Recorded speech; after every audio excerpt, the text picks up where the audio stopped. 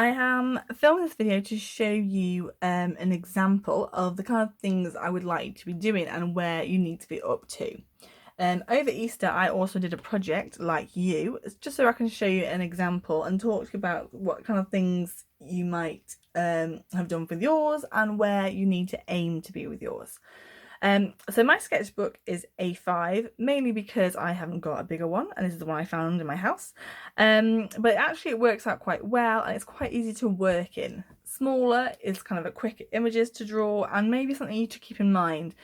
If you've got an A4 sketchbook, start working in A5 for drawings, just because of time-wise, it's a lot easier to work in, okay? So you can just obviously do smaller drawings and put 2 drawings per page. That will still work out. My theme is different to yours. I have done trapped and bored because I thought, well, that sums up the moment. Haven't done it at the moment, but that's going to be my title page. I'm going to have hands coming out.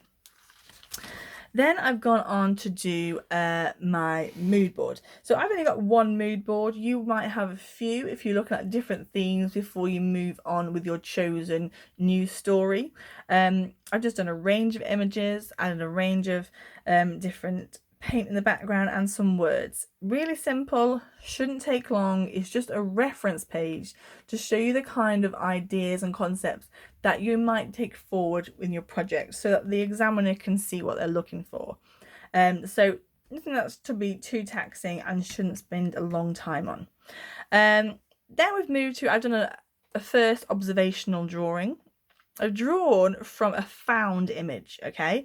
Whatever drawing you do, you need to have a reference image, whether it's your own photograph or a found image.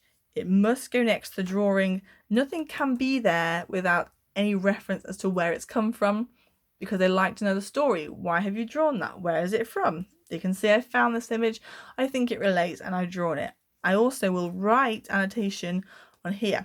So this is my extra page I've added in. I've done an acetate page that I've just poked holes in. I didn't have a hole punch, but I've just poked holes in, and then I've tied it in with just normal thread as I didn't have any string. But just use this to add images. You'll see I've used that technique as we go through quite a bit. I used it mainly in the first instance because what I've got here comes off and I wanted to protect the next page, and then I use this throughout the project. So this here, you can see I've got a bit of texture on my image.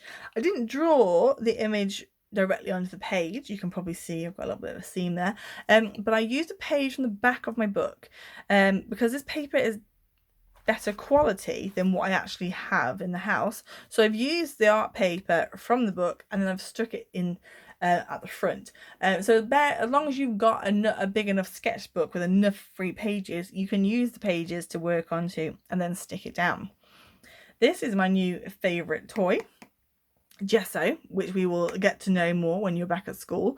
But basically it's a thick acrylic paint, and so if any of your pages are lacking anything, you can just paint this on and it creates a texture that we can then add anything to. So obviously I've done like kind of a wishy texture here, and then all I did was I used an old eyeshadow palette, used the black, and I just put my finger in and it just picks up the texture. But I thought that looked really cool and really easy and really effective. So that's what I've done. You'll see I like it because I use it on every page. Right, next is an artist. Okay, so I used Leanne Hon. So you should at this point have done majority of this work yourself. So if you're thinking I haven't got anything like that, you might need to do a bit more work. Okay, so Leanne Hon, you chose this picture because she looked bored. Again, reference picture, always next to the one I've drawn, same reference. Again, I will add in annotation afterwards.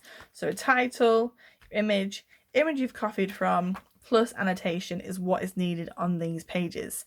So you might have A4 spread, 2 images, and then obviously we need to do up my own version, but I'm going to put that in a bit after. So I've decided to do my artist first, and then I'm going to put my versions in after.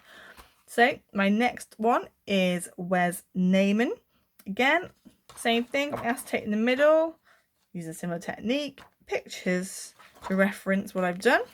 And you will notice that a lot of my work is done in pencil. That is because I haven't really got any equipment with me at home. So I figured I could just do it on pencil and then I could work into it later, which is what I'm going to suggest for you. If you are struggling to draw and where maybe at a point you'd go, oh miss, what shall I do here? I can't work out how to do it. My suggestion is you use pencil to work with. You are all very good at drawing and adding tone with pencil. It is by far your best medium.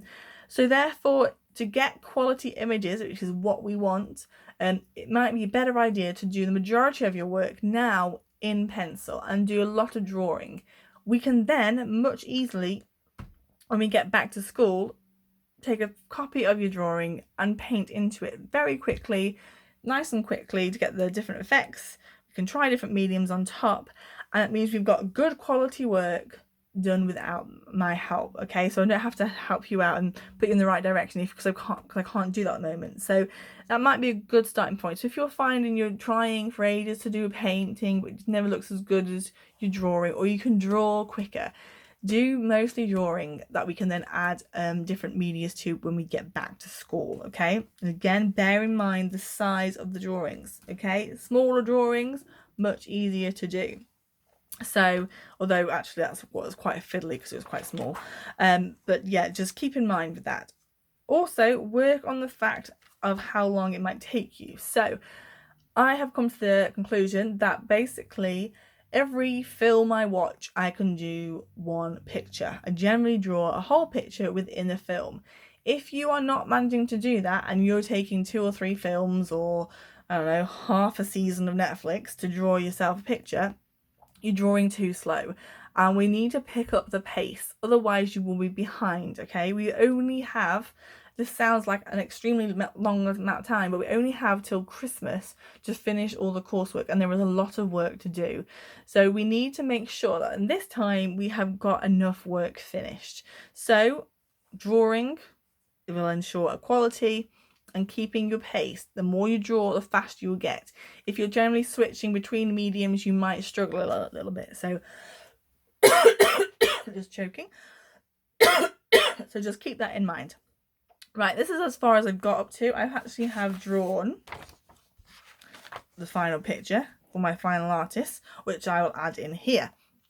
So this, guys, is where you should be up to, which if you're thinking, mine doesn't look anything like that, miss, then you might need to do a bit more work. Okay, so pick up the pace, listen to what I said. You can't only just work during lesson time. Obviously you are supposed to be doing homework as well, so you've got your hour lessons twice a week, but I would expect you to be doing an hour after each lesson as well in the evenings, so that should be 4 hours a week. So as I said, per film you should be doing a picture 2 hours per film, really. So about 2 drawings a week would be where I would expect you to be. Okay, that will then mean we will stay on target. Now if you haven't got a sketchbook and you're not presenting your work, absolutely fine, as long as you've got the drawings that we can put into a sketchbook afterwards.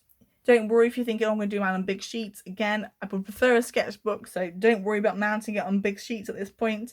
Okay, just have all your drawings ready. So have a little look through, watch the video back again, see what kind of things I've done. So I've used pen here, pencil. So also use your blurring sticks. Yeah, you, especially when you do adding tone to skin, you literally just get the darkest pencil. I used an 8B, draw round the key areas, and then the rest of it is just done with my smudge stick. If you haven't got a smudge stick, just use a cotton bud. That will also work out well. If you need struggling to kind of trace an image because you haven't got your light books and you need help getting the outline, several ways: print it off and use your window, use the laptop to give you an outline just so you can get in the right place and you can then work into, or you can draw. The laptop should actually bend back and so you can draw on, but if it doesn't, just be careful. An iPad doesn't work as well because obviously it's touch sensitive, so it tends to change pictures as you're doing it. But you can also use the grid method as well, which is where you can obviously divide your picture up into a grid, and so is your page into a grid. If you need some help with that one, let me know. So I will keep coming back with you, showing you what I've done. I want you to keep showing me what you've done, and this is what we're aiming for. Okay, so really by next week, definitely we should have mood boards, artists done. Okay.